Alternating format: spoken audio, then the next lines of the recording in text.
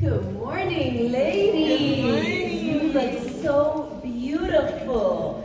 Are we confident this morning that He knows your name? Yes. My name is Otero, and with my husband, together, we have the privilege of serving here at the South Lake Church of Christ. And it is truly my pleasure, my honor to have you here today. As I think about this song, I love how this song talks about how God is right next to you. Amen. How He knows each and every one of us so intimately. If you think about the words, oh, how you tell me I belong to you, that I am your own. Doesn't that just make you feel like, wow, God is intimately connected with each one of us. And this is exactly what God says to us in His Word. So I want you to listen to a couple of verses that I grabbed from the Holy Scriptures and what God says to His people. So I want you to listen to these scriptures, and I believe that as God says this in His Word, to His people, God is also saying it to each one of you. Isaiah 43 verse 3 says, you are precious and honored in my sight. Isaiah 49:16, see, I have engraved you on the palms of my hands. Your name is engraved in the palm of God's hands. Jeremiah chapter 31 verse 3 says, I have loved you with an everlasting love. I have drawn you with unfailing kindness. And then Jesus reminds us in Luke 12, verse 7, indeed, the very hairs of your head are all numbered. So that's how intimately the Creator of the universe knows you. And so finally, we come to today's verse, Psalm 139, verse 14. I praise you because I am fearfully and wonderfully made. And I really want to encourage you to read the entire psalm. The whole thing is beautiful. I listened to it in different versions this morning I listened to it again. And it just is such an intimate bond that each one of us can have with the Creator of the universe. This is a God who really loves His people intimately and who knows and loves the uniqueness in you and who does walk with you. And it's funny, I was thinking about what Helen said about the zappable people. And yeah, we're all zappable at times, right? We really are. But I really feel like, I don't know if it's despite of being zappable or because of our zappability that God still loves us.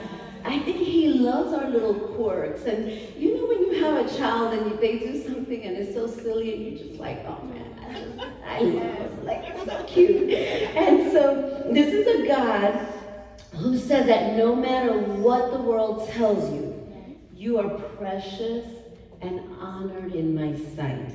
And so before I bring up my panel of women, I wanted to share a few things about this scripture. So the word wonderfully, it comes from the Hebrew word palah. And what this means is to be separate, distinguished, or unique. So it means that God made you to be special. And the word wonderful, it carries the connotation of just being beyond human comprehension. Beyond human comprehension, my husband sometimes thinks I'm beyond human comprehension, but it's in a different way that God thinks that you're beyond human comprehension. Or being miraculous, that's what wonderful means.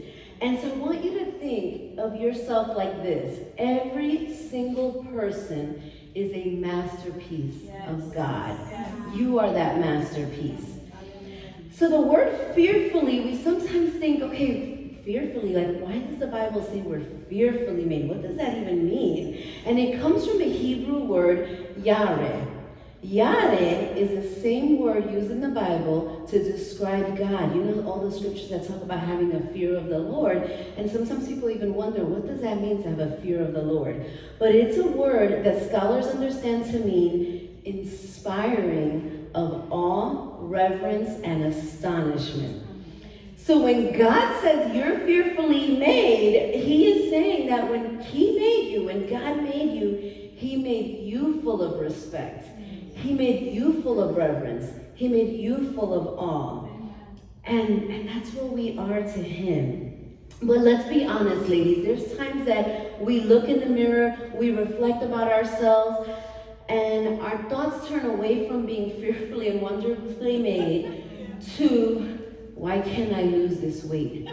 What is this new thing on my face? What happened? Where did that hair come from? Why am I so tired? Why am I so moody? Why am I so cranky? Why can't I be a better wife? Why can't I be a better mom? This person does it so much better than I do. Why am I never good enough? Why can't I do better? And let's face it, though the world puts us down, many times it's our own thoughts that bring us down. We're much worse critics, pretty much, than anybody else is to ourselves. And so today we're going to touch on that. And so we have the privilege today to hear from some amazing women. And the thing that makes them amazing is that, like you and I, they are fearfully and wonderfully made. And they are precious and honored in God's sight. And I really hope that them sharing will help you as you walk through life with God, and that it will inspire you.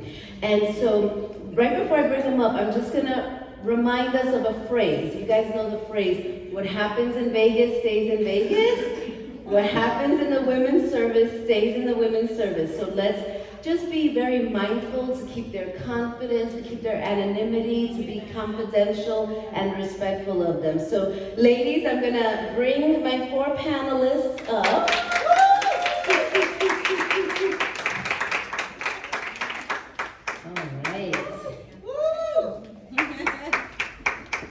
All right, so first here we have Yasmin Santos and